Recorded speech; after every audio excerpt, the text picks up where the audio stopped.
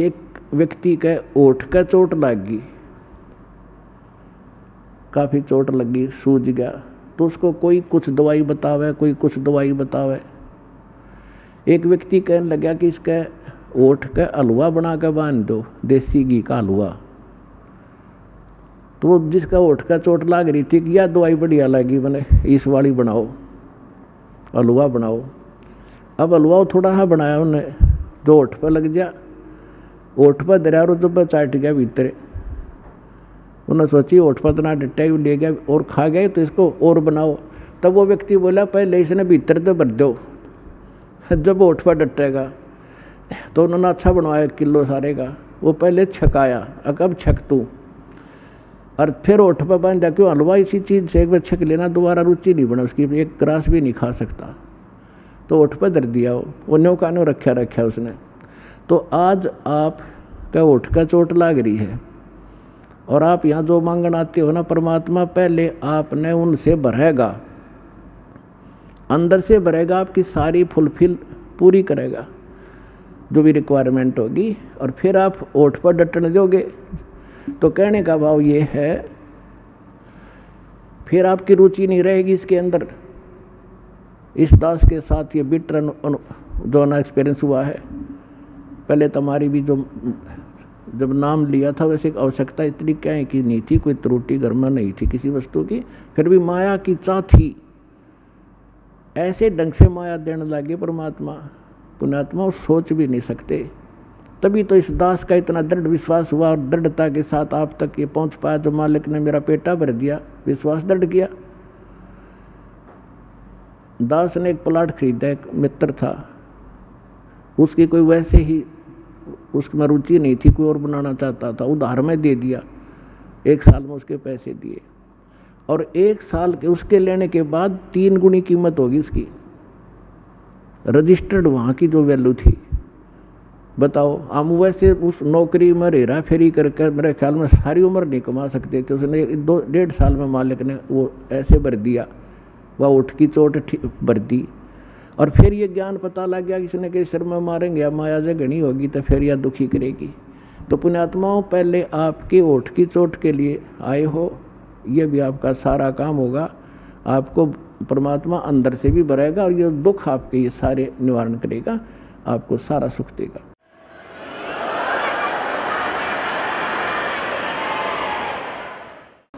और फिर आपको ये माया विष दिखाई देगी, रुचि नहीं रहेगी आपकी इस ज्ञान के होने के बाद। फिर आपको ये पता चलेगा यदि मेरे पर आपत्ति कोई आवेगी तो भगवान खड़ा पाओगा। कबीर साहब कहते हैं, कल्पे कारण कौन है, कर सेवा नी काम, और मन इच्छा फल दूंगा जब पड़े मेरे ते काम।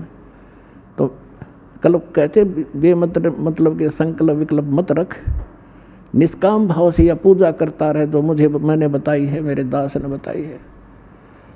और जब तेरे ऊपर कोई आपत्ति आएगी तो जब मेरे सत्र का काम होगा, परमात्मा के सत्र का काम राष्ट्रपति नहीं कर सकता। जैसे एक पिता पुत्र जा रहे हैं कहीं पर, अब एक्सीडेंट में पुत्र मारा गया, पिता बच गया, बता पिता ने क्या सुरक्षा दी?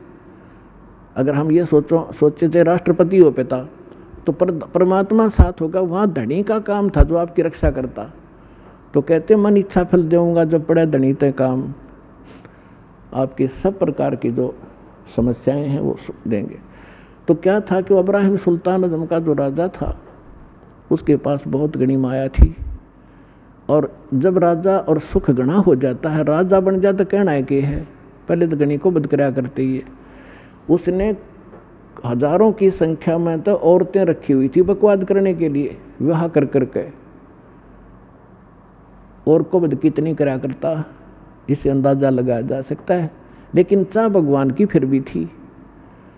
आज थोड़ा समय थोड़ा शॉर्ट में बताऊंगा, जो दास बताना चाह रहा था कि आप तो माया मांगनाओ हो, और परमात्मा ने जिसका मोक्ष किया वो माया से अलग किया।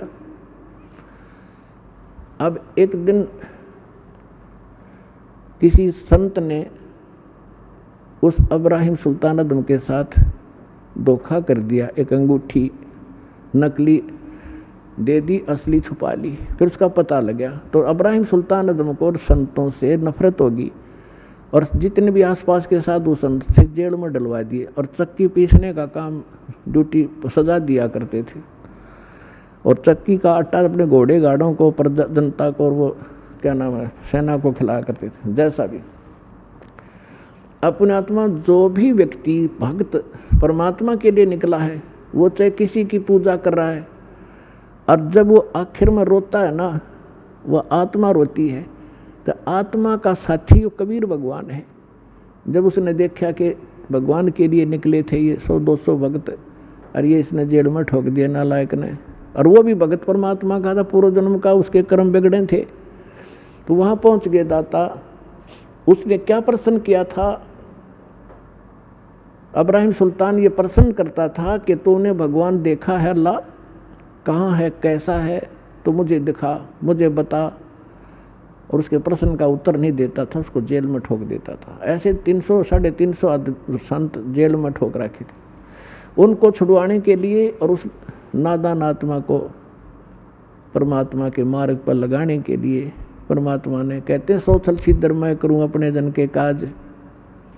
एक रबहारी बनकर ऊँट, जैसे राजस्थान के व्यक्ति आते थे हमारे यहाँ, ऊँटों वाले काफ़ी काफिला लेकर आते थे। जब उसमें उधर वर्षा नहीं होती थी, इस साइड में आकर वो अपने पशुओं को पाल ले जाते थे, फिर वापस चले जाते थे। ऐसी उस ऊँट रबहारी वाली, कारवान वाली जो है ना, वेशभूषा बना के राजा के महल पे, रेजिडेंस पे, जिस पर सोया करता था, जिसमें महल में, उसकी छत के ऊपर प्रगट हुए सतलोक से आके, और एक ऊँटा वाले जैसा, जैसे राजस्थानी होते हैं, डबल धोती बांध के, जूते रोड, इतना बड़ा साफा, हाथ में लठ है, तो उसकी छत पे खड़ा होकर लठ मारे, खुड़का करे खूब जोर जोर का, हर हर। अब राजा की छत पे तो चिड़िया भी नहीं बोल सकती, और उन्होंने खूब खड़ा कर रखा। राजा एकदम उठा, नौकरों को लताड़ा के तुम क्या कर रहे हो, ऊपर कौन शोर कर रहा है। नौकर गए ऊपर, लाए पकड़ के, वो सामने खड़ा है राजस्थानी सा परमात्मा, और कहने लगे कि तू कौन है, कहाँ से आया है, ऊपर छत पर क्या कर रहा था। राजा ने पूछा। परमात्मा ने कहा कि मेरा ऊँट खो गया, मेरा ऊँट गुम हो गया, और मैं ऊँट खोजूं था, शायद तेरी छात पर बैठा हो। तो राजा हंसा उसकी मूर्खता पे, कहने लगा अरे मूर्ख, ऊँट कभी छत पर जा सकता है, तेरी अकल मारेगी, ऊँट मिलेगा कहीं जंगल में, खोज वहाँ जा करके। तब परमात्मा ने कहा कि जिस प्रकार ऊँट छत पर नहीं मिल सकता, क्वाइट इम्पॉसिबल, इसी प्रकार जिस प्रकार तू बकवाद कर रहा है, ऐसे अल्लाह प्राप्त नहीं हो सकता। और न्यू कह के अंतर ध्यान हो गए उसी समय। अब सामने बात कर रहे आदमी ना दिखे, कलेजा तुम्हें फट जा, आधा तो आदमी का कलेजा हिल जा, वो बेहोश हो गया राजा। उधर से परमात्मा, वो तो राजा को लागे उपचार में करने, वहाँ पहुँच गया जहाँ वो चक्की पीस रहे थे जेल में। कौन? उसके भक्त। परमात्मा, देखो पुण्यात्माओं, अब आपको ज्ञान होगा ना। पहले हमने जो सुख होता, हम सोचा करते कृष्ण जी ने कर दिया, हनुमान जी ने कर दिया, करने वाले का था। कहते हैं जगत का पेखना पेख्या, धनी का नाम ना लेखा। गीता अध्याय नंबर 15 के श्लोक नंबर 16 और 17 में 3 पुरुष बताए हैं, एक सर पुरुष एक अक्षर पुरुष। लेकिन इनसे हटकर जो उत्तम पुरुष है, वो तीनों लोकों में प्रवेश करके सबका धारण पोषण करता है, यानी सबके दुख सुख वही निमेटता है। वो अव्यय ईश्वर है, वो परमात्मा, परम अक्षर ब्रह्म सत्य पुरुष कबीर साहब है। तो वहाँ जा करके उन सिपाहियों से कहा कि भाई हौलदारो, मैं भी आ गया और तुम्हारे राजा ने जेल कर दी मेरी, मैं भी साधु हूँ, साधु वेशभूषा बना ली वहाँ जाके। तो सिपाही बोले ठीक है भाई, एक चक्की तू लग जा, पीछे हट बैठ। तो थोड़ी देर में क्या किया परमात्मा ने कि भाई देखो, एक काम करेंगे हम कैदी, चाहे तो हमसे चक्की पिसवा लो और चाहे इसमें कनक डलवा लो, एक काम तुम करोगे, काम करेंगे। अब सिपाहियों ने सोचा जो अच्छा क्रांतिकारी आया, इस नांदे सारे स्ट्राइक करवा दी। तो उनको दुख हुआ कि इसको सीधा करेंगे। अब कहने लगे हम कणक डालेंगे चक्की में और तुम पीसो। उन्होंने सोचा पहले दिन को 2-3 घंटे में छोड़ देते थे, आज शाम तक रगड़ेंगे। अब परमात्मा वो बैठ के, ठीक है भाई तुम आ जाओ, एक के खड़े हो जाओ चक्की के साथ साथ। कहने लगे माप डालते रहेंगे घूम फिर के, तुम शुरू करो। परमात्मा बोले खड़े हो जाओ, वे सारे खड़े हो गए और आंखें बंद कर लो। वो महात्मा खड़े हो गए, आंखें बंद कर ली। परमात्मा के हाथ में एक डंडी थी छोटी सी सोटी, उसने अपने हिस्से वाली चक्की के किले के हैंडल के ऐसे लगा दिया कि चलो स्टार्ट करो सारी। वो एक 360 चक्की बतावें अपने आप घूमने लाएगी ना, फुल स्पीड से, बिजली की भी ना चला इतनी तेज। और परमात्मा बोले ले औलदारो इसमें डालो आटा पीस लो, गेहूँ डालो और पीस लो, हम चले। तो उन्होंने कहा कि आंखें बंद करो, उन्होंने सारे आँख बंद कर ली। परमात्मा ने कहा आंखें खोलो। राजा के उस स्थान से लगभग 1 किलोमीटर दूर जंगल में सारे खड़े पाए और कहने लगे भाग जाओ यहाँ से, इस नालायक के राज में फिर मत आ जाना। अब वो चक्की अपने आप चल रही है, सारे सैनिक वो कैदी भाज गए। अब सैनिका ने सोची तुम मर गए भाई, जो राजा तुमने गड़ेगा, न्यू क्या तुमने भगा दिए जानबूझ गए। भागे गए, 1-2 के राजा से हो गया से हो गया। अब परमात्मा ने वो चक्की चालू राखी कदे राजा ने दुखी करे, तुमने जान के भी निकाल दिए। तब राजा को पता चला, राजा देखने आया कि चक्की अपने आप चल रही है। उन चक्की जब बंद हुई, जब राजा ने देख ली, इतने दयालु हैं ये, किसी पर दुख नहीं आने देते कि सैनिकों ने तंग करेगा, नालायक आदमी अपने कर्म बिगाड़ेगा।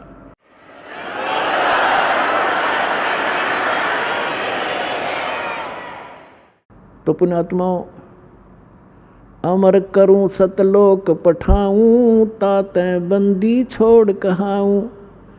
ये काफ़ी लंबी कथा, समय थोड़ा रह गया, फिर बताएंगे कभी। कहने का भाव ये है कि परमात्मा ने उसको लास्ट में ऐसा विवश कर दिया कि उसने जहर दिखाई देने लगी। अब माया जिसके ऊपर बैठ के वो खुशी मना रहा था, और एक दिन वो घर त्याग के चला गया। तो परमात्मा रास्ते में फिर मिले उसको कि बेटा घर त्यागना तो भगवान नहीं मिलेगा, आपने आत्मा से इस माया को त्यागना पड़ेगा, इसके विकार, इसके हानि से परिचित हो जा तू, और जा फिर वापस राज कर सकता, ये मंत्र दे दे।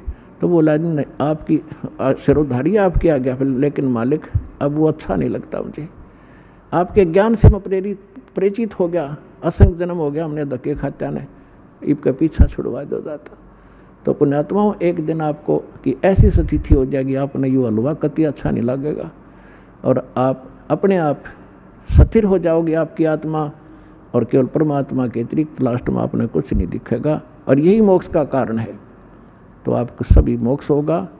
कहते समझा है तो सिर दर पाओ, भौर नहीं रे ऐसा दाओ। बोलो सतगुरुदेव।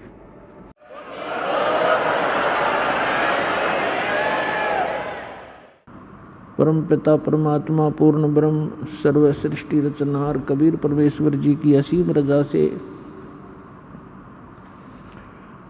आप परमेश्वर की प्यारी आत्माएं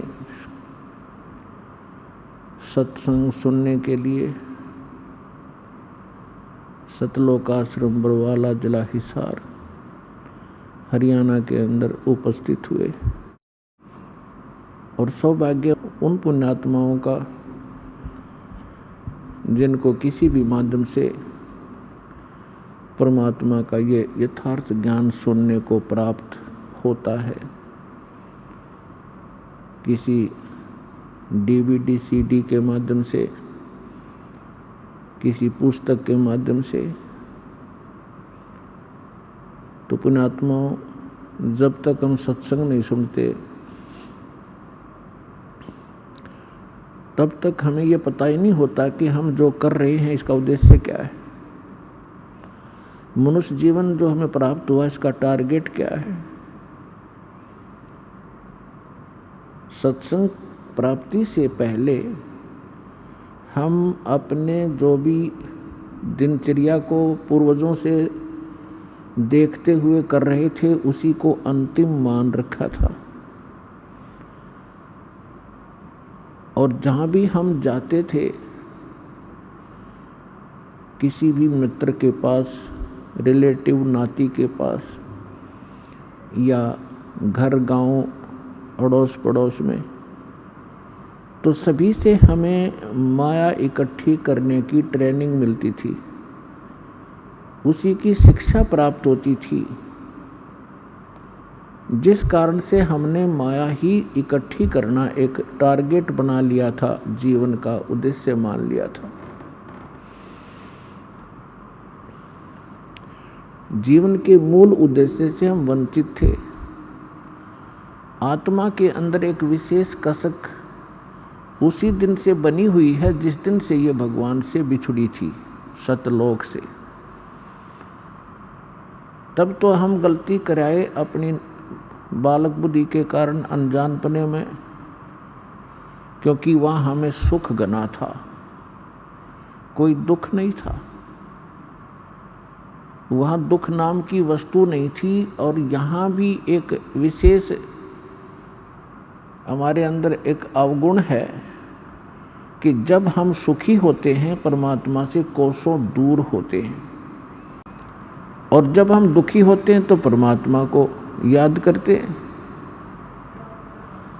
तो इस आत्मा को उसी दिन से, जिस दिन से भगवान के उस सर्वसंपन्न लोक को छोड़कर यहाँ काल के इस कंगाल लोक में आई है, उसी दिन से इसको अब आभास हो गया है, एहसास हो रहा है कि कोई और सुख सथल है और कोई ऐसी शक्ति है जो हमें यहाँ भी सुख दे सकती है। और एक मोक्ष शब्द भी हमने सुन रखा है सदग्रंथों से और इन काल के भेजे हुए दूत संतों से, और मोक्ष भी वो दे सकता है। तो जो हम अपने मनुष्य जीवन का उद्देश्य लेकर जी रहे थे सत्संग सुनने से पहले, उसके साथ साथ आत्मा भी अपना काम अवश्य कर रही थी, वो रुक नहीं रही थी। कोई ना कोई भक्ति साधना वो कर रही थी परमात्मा के लिए। चाहे कोई परंपरागत कोई व्रत रख रहा था, देखा देखी, कोई भगवान शिव को पूज रहा था, तो कोई भगवान विष्णु को, कोई भगवान राम और श्री कृष्ण को, या कोई देवी देवताओं मंदिर मूर्ति अवश्य पूजा कर रहा था।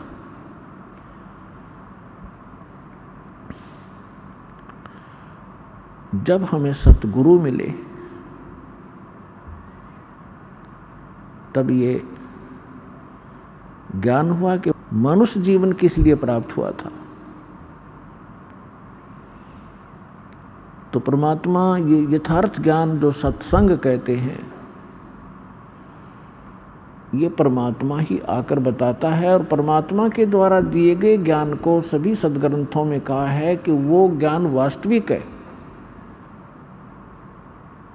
और उसको सूक्ष्म वेदवत कहते हैं। श्रीमद् भगवत गीता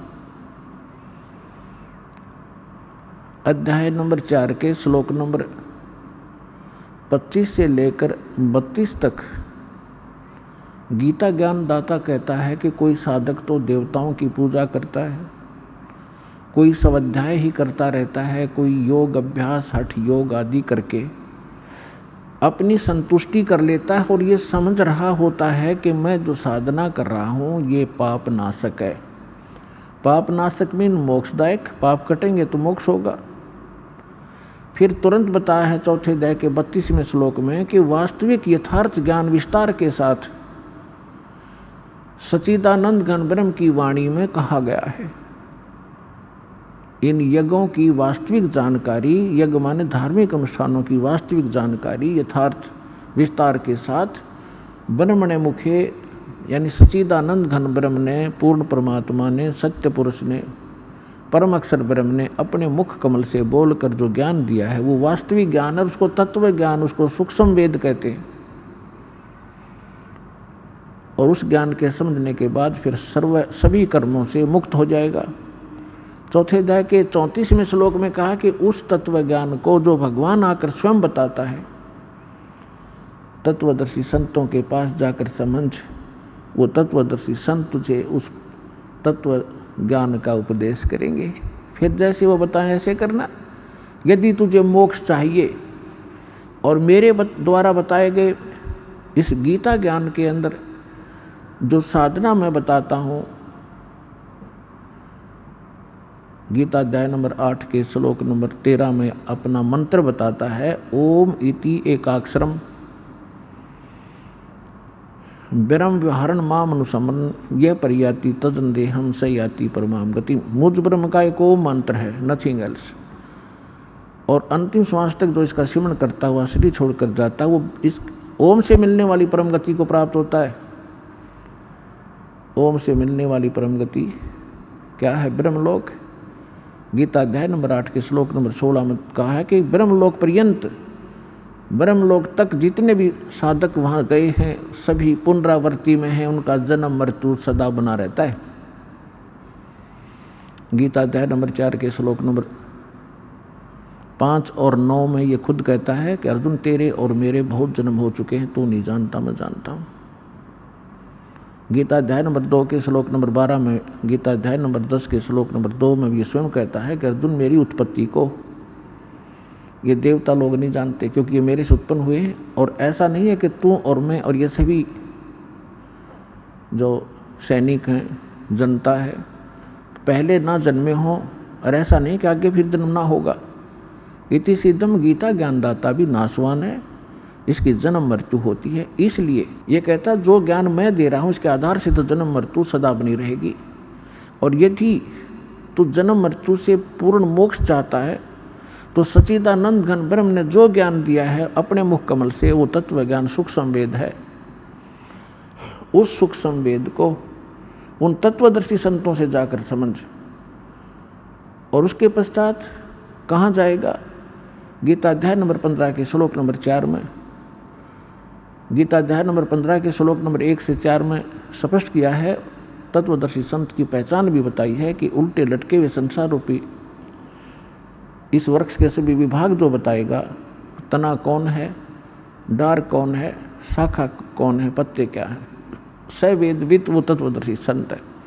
उसके पश्चात परमेश्वर के उस परम पद की खोज करनी चाहिए जहाँ जाने के बाद साधक फिर लौट कर कभी संसार में नहीं आती, उनका पूर्ण मोक्ष होता है। गीता अध्याय नंबर 18 के श्लोक नंबर 62 में कहा कि अर्जुन तू सर्वभाव से उस परमेश्वर की शरण में जा, सच्चिदानंद घन ब्रह्म की शरण में जा, उसकी कृपा से ही तू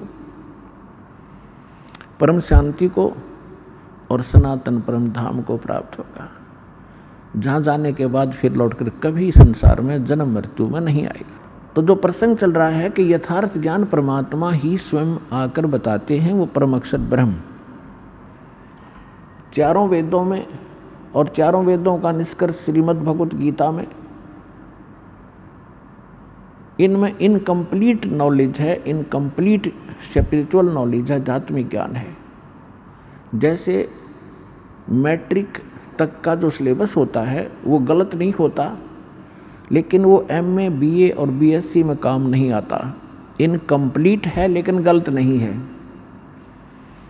तो हमने पूर्ण मोक्ष के लिए उस सूक्ष्म वेद की आवश्यकता पड़ेगी। यजुर्वेद अध्याय नंबर 40 के श्लोक नंबर 10 मंत्र नंबर 10 में कहा है कि कोई तो परमात्मा को संभवात माने जन्म ले उत्पन्न होने वाला मानते हैं, जैसे श्री राम और श्री कृष्ण आदि 8-9 जितने अवतार हम मानते हैं ऐसे। और कुछ उसको असंभवात कहते हैं कि वो जन्म कभी लेता ही नहीं, निराकार है। परमात्मा कैसा है, साकार है, निराकार है, वो जन्म लेता है या नहीं लेता है, इसकी जानकारी तत्वदर्शी संत बताते हैं, उनसे सुनो। यानी वेद ज्ञान और गीता ज्ञान एक है। इसी प्रकार कुरान शरीफ के अंदर सूरत फुरकानी 25 आयत 59 से 59 में यही स्पष्ट किया है कि जिसने 6 दिन में सृष्टि रची और 7वें दिन तख्त पर जा बैठा, वो पूर्ण परमात्मा कबीर है, अल्लाह कबीर है। उसकी जानकारी किसी बाखबर से तत्वदर्शी संत से पूछ लो तो कुरान शरीफ का ज्ञानदाता भी उस परमात्मा के बारे में परिचित नहीं है, ऑप्शन छोड़ देता है। इसलिए कुरान शरीफ का ज्ञान भी इनकम्प्लीट है, रॉन्ग नहीं है। अब सूक्ष्म वेद में क्या बताया है? परमेश्वर से प्राप्त ज्ञान के आधार से श्री आदरणीय गरीबदास साहिब जी ने ऋग यजुसाम अथर्वणम ये चारों वेद चतुर्भंगीरे, सूक्ष्म वेद साहेब का बाचे सोए कहिए सतसंगी रे। ऋग यजु साम अथर्वण, ये चारों वेद चित्तभंगी रे। ये आपको यथार्थ ज्ञान ना दे करके आपके मन को भ्रमित किए रहते हैं, शंकाओं में डाले रहते हैं, क्योंकि ये इनकम्प्लीट नॉलेज है। और सुख संवेद साहेब का बाँचै, सोए कहिए सतसंगी रे। तो सुख संवेद में परमात्मा ने स्वयं आकर के क्या बताया है? मानुष जन्म दुर्लभ है, मिले न बारंबार। तरवर से पत्ता टूट गिरे, वो बहोर न लगता डार। मानुष जन्म पाए कर, जो नहीं रटे हरि नाम। जैसे कुआं जल बिना, फिर बनवाया क्या काम। अब मनुष्य जीवन का जो उद्देश्य हम लेकर जी रहे थे, और जब तत्व ज्ञान होता है उसके बाद हम हमारे जीने का उद्देश्य क्या होता है, उसमें दिन और रात का अंतर हो जाता है। परमात्मा हमें याद दिलाते हैं कि ये मनुष्य जीवन केवल परमात्मा की साधना के लिए प्राप्त होता है, मोक्ष प्राप्ति के लिए प्राप्त होता है।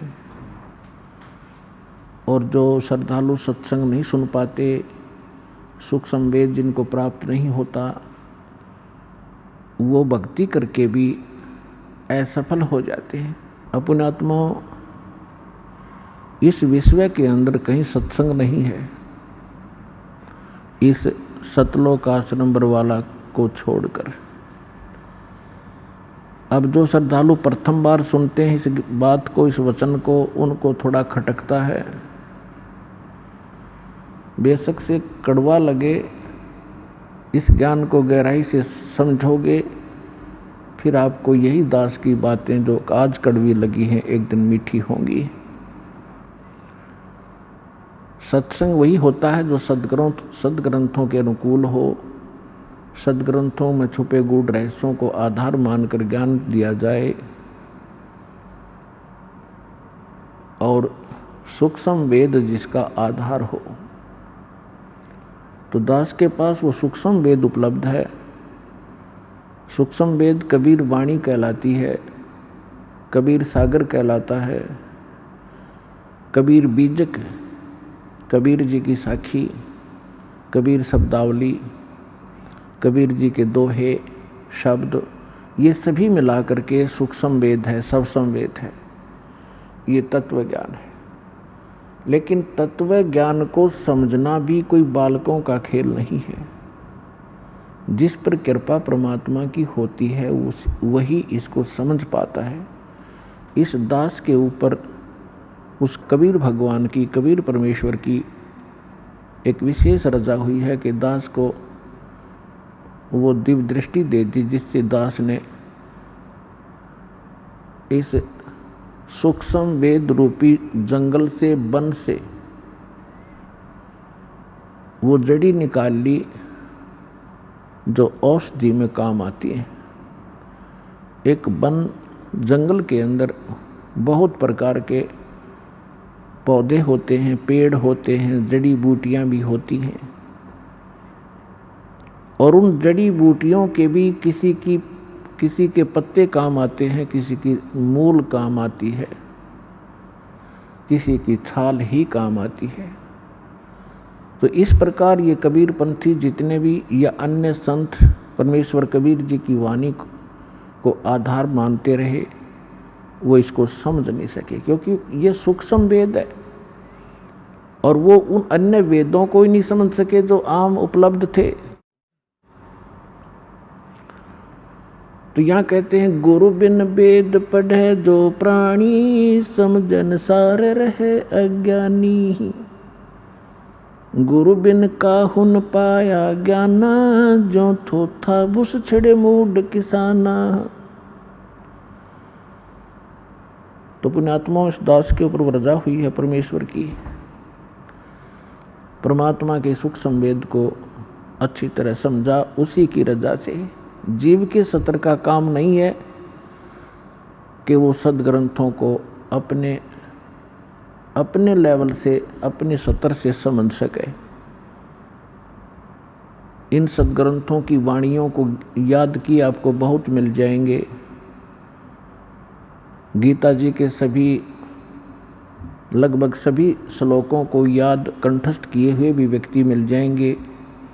कबीर साहब की वाणी को भी बहुत से घोटे आपको मिल जाएंगे कंठस्थ याद किए। गरीबदास जी की वाणी को, दादू साहब जी की वाणी को, नानक साहब जी की वाणी को, गीसा दास जी की वाणी को। तो वो वाणी घोट लेने मात्र से